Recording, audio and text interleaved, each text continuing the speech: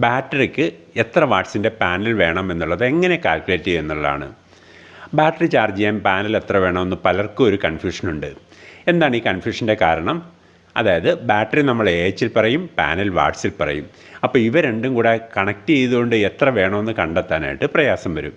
ഈ ഒരു പ്രശ്നം പരിഹരിക്കുന്നതിന് എളുപ്പമുള്ളൊരു മാർഗ്ഗം എന്ന് പറയുന്നത് രണ്ടിനെയും ഒരേ മെത്തേഡിലേക്ക് കൊണ്ടുവന്നാൽ മതി. അതായത് രണ്ടും യൂണിറ്റിലേക്ക് കൺവേർട്ട് ചെയ്യുക. ആദ്യം നമുക്ക് ഒരു ബാറ്ററീനെ നമുക്ക് യൂണിറ്റിലേക്ക് കൺവേർട്ട് ചെയ്യാം. ഒരു ബാറ്ററിയിൽ എത്ര യൂണിറ്റ് സ്റ്റോറേജ് കൊള്ളുമെന്നുള്ളത് ആദ്യം കണ്ടെത്താം. ഒരു 150 ബാറ്ററിയിൽ അതിലെത്ര വാട്ട്സ് ഉണ്ടെന്ന് കണക്കാക്കുന്നതിന് ആദ്യം ബാറ്ററീനെ അതിൻ്റെ വോൾട്ടേജിനെ കറണ്ട് കൊണ്ട് മൾട്ടിപ്ലൈ ചെയ്താൽ മതി. 150 ബാറ്ററി 12 വോൾട്ട് എന്ന് പറയുന്നത് 1800 വാട്ട്സ് നമുക്ക് കിട്ടും. ഈ 1800 വാട്ട്സും നമുക്ക് മുഴുവനായിട്ടും ബാറ്ററിയിൽ നിന്ന് കിട്ടില്ല. ബാറ്ററിക്ക് 80% എഫിഷ്യൻസിയേ ഉള്ളൂ. അപ്പോൾ